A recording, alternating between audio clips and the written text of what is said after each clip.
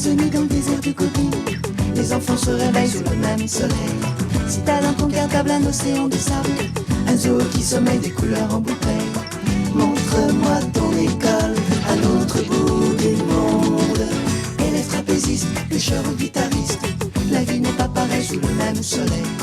Montre-moi ton école à l'autre bout du monde.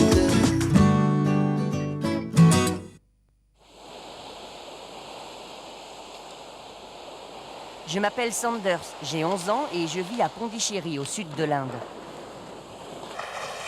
Tous les matins, je viens à la plage pour réviser mes tables de multiplication en dansant le Bharatanatyam. C'est une danse classique de l'Inde qu'on nous apprend à l'école. En récitant mes tables de multiplication pendant que je danse, je révise 2 matières en même temps. Voilà le school rickshaw. C'est le bus qui nous emmène à l'école tous les matins.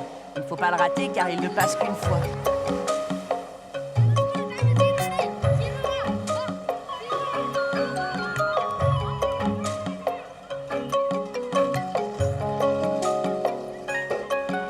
Il est déjà complet et, comme d'habitude, les derniers arrivés ne voyagent pas très confortablement.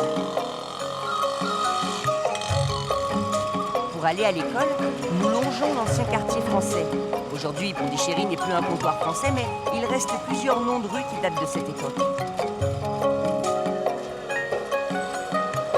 Maintenant, on traverse la ville indienne.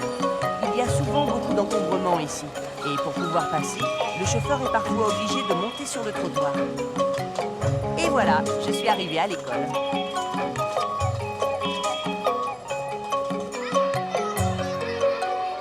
Tous les élèves sont déjà rassemblés dans la cour. Les filles d'un côté et les garçons de l'autre. Nous sommes nombreux dans cette école, mais c'est normal, car l'Inde compte quand même 970 millions d'habitants. On dit même qu'en l'an 2000, nous serons 1 milliard. Avant d'entrer en cours, on chante l'hymne de l'école. Ici, on parle le tamoul, l'une des nombreuses langues de l'Inde. Dans mon pays, il y a 17 langues reconnues et 874 dialectes.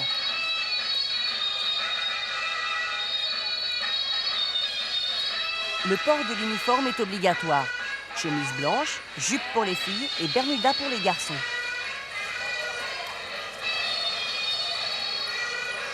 Dans ma classe, les filles sont plus nombreuses que les garçons. Elle, c'est notre maîtresse. Elle porte le sari, c'est le costume traditionnel des femmes en Inde.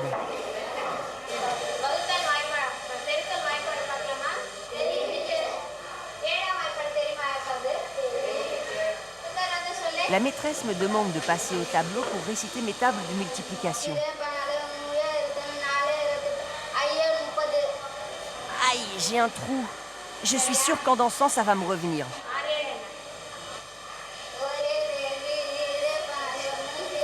Forcément, sans musique, ça fait rire tout le monde.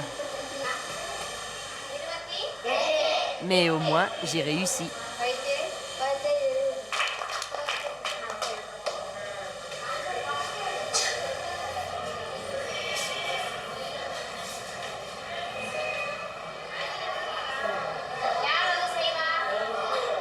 Illumalai a l'air d'avoir un petit creux. Pas de chance pour lui, la maîtresse l'a vu. Il doit passer au tableau pour faire une opération. Heureusement, on lui demande d'écrire et pas de parler.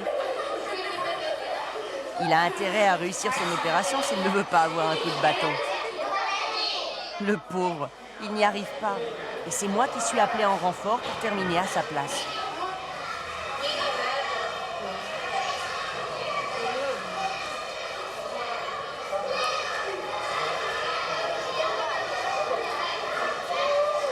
Les cours sont terminés pour ce matin. Tout le monde se retrouve dans la cour pour le déjeuner. Ici, on boit tous dans le même verre, mais personne ne le touche avec ses lèvres. Vivement que le repas arrive.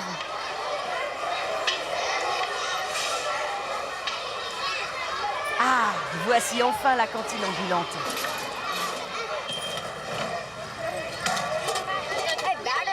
On aide à décharger les gamelles dans la cour.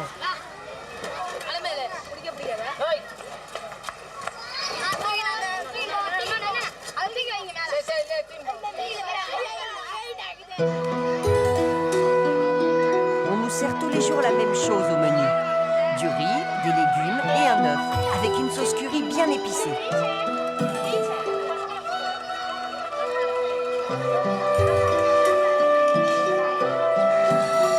Chacun prend son assiette et va s'installer sous les arbres. La pause repas dure 1 heure.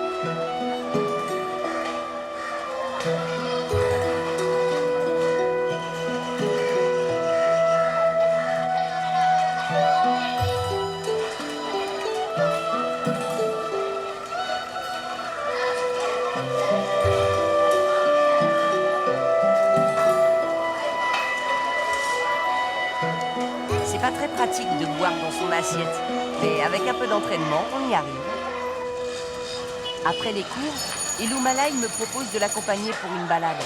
Je vais avoir besoin du vélo de mon cousin, mais pour ça, il faut d'abord l'autorisation de ma tante. Et c'est pas toujours facile à obtenir parce qu'elle n'est pas vraiment commode, ma tante.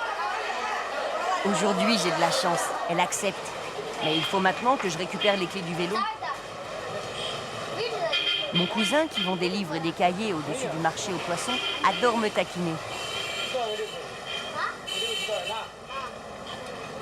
Il sait bien que je suis pressée et il fait exprès de prendre tout son temps.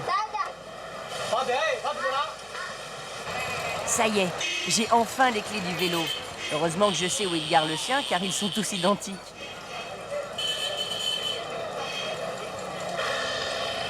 Il est un peu grand pour moi, mais ça va quand même plus vite qu'à pied. Et surtout, c'est plus amusant. Il faut faire très attention, car en Inde, les vélos n'ont jamais la priorité. Heureusement, dès qu'on a quitté la ville, on est plus tranquille.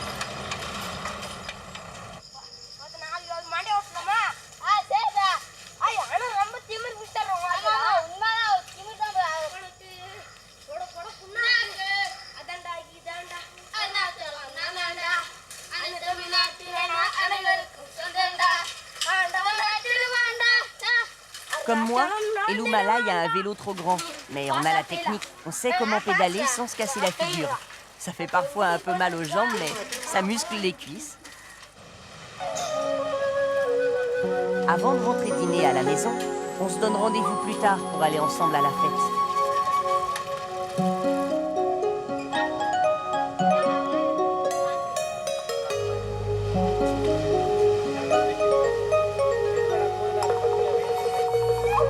Avant le repas, je vais prendre ma douche et changer de vêtements. En Inde, comme on fait très attention à l'hygiène, on se douche et on se change au moins 3 ou 4 fois par jour.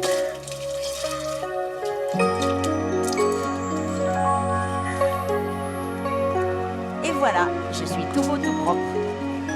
Ma mère ne cuisine qu'une fois pour toute la journée, sauf quand on reçoit des invités. Ce qui nous arrive souvent car on a une grande famille. Mon assiette m'attend dans la cuisine. Aujourd'hui, maman a préparé du thali. En général, ce plat est composé de riz, de légumes et d'une sauce très épicée. Mais comme papa est pêcheur, maman y ajoute souvent du poisson, du requin ou du thon. Je suis tellement fatiguée que je m'endors sur mon assiette.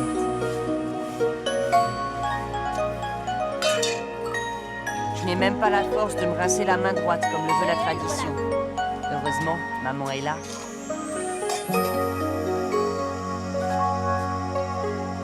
Je vais terminer ma sieste dans ma chambre. Comme convenu, Illumalai est venu me chercher pour aller à la fête. Il y a vraiment beaucoup de monde. Heureusement, on arrive à se faufiler et à se trouver une place au premier rang. C'est bien pratique d'être petit.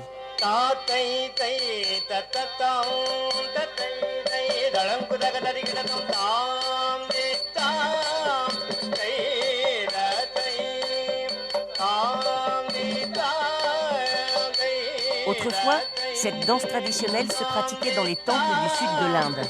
Elle était dansée aussi bien par des hommes que par des femmes. Aujourd'hui, il y a très peu d'hommes qui la dansent.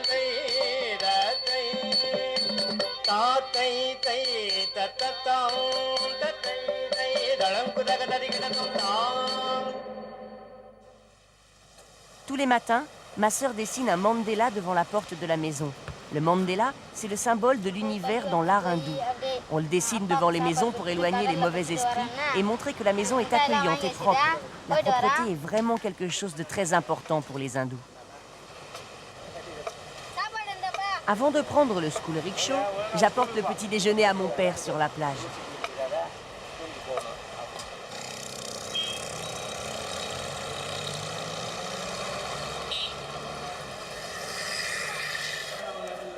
À l'école, quand il fait trop chaud, les cours se font en plein air sous un arbre dans la cour. C'est vraiment agréable car il fait bien meilleur qu'à l'intérieur. Pour éviter d'être interrogé, je me suis proposé comme volontaire pour aller chercher et installer le tableau pour le cours d'histoire géo.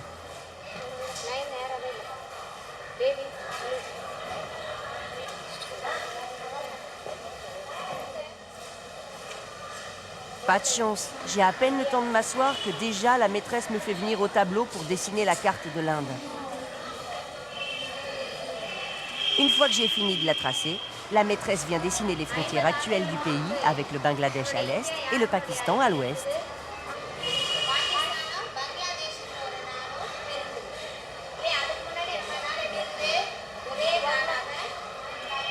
Ces frontières existent depuis l'indépendance de l'Inde en 1947.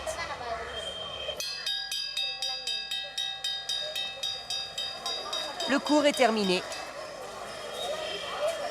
C'est la pause récré.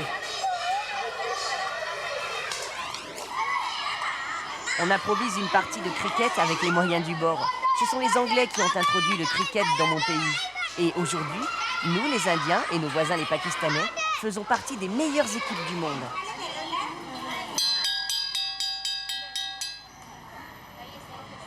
Nous passons maintenant au cours de danse. C'est l'heure du Bharatanatyam. À l'époque où l'Inde était sous domination anglaise, la reine Victoria avait fait interdire cette danse qu'elle ne trouvait pas convenable. Ici, à Pondichéry, la danse n'a jamais été interdite car la ville était française. Mais les brahmanes, les prêtres qui forment la plus haute caste de l'Inde, ont profité de l'interdiction de la reine pour faire du Bharatanatyam une danse de femmes réservée aux riches. C'est pour rétablir la tradition que le Bharatanatyam est aujourd'hui enseigné aux garçons dans les écoles.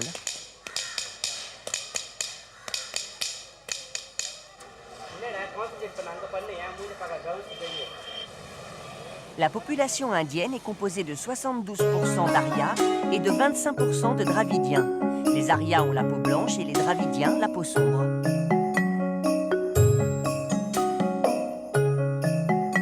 Moi, j'ai la peau noire et je suis donc Dravidien.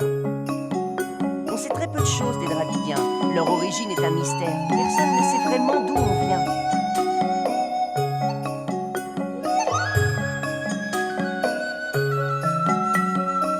Tout ce que je sais, moi, c'est que je suis hindou et que j'adore danser le Bharatanatyam.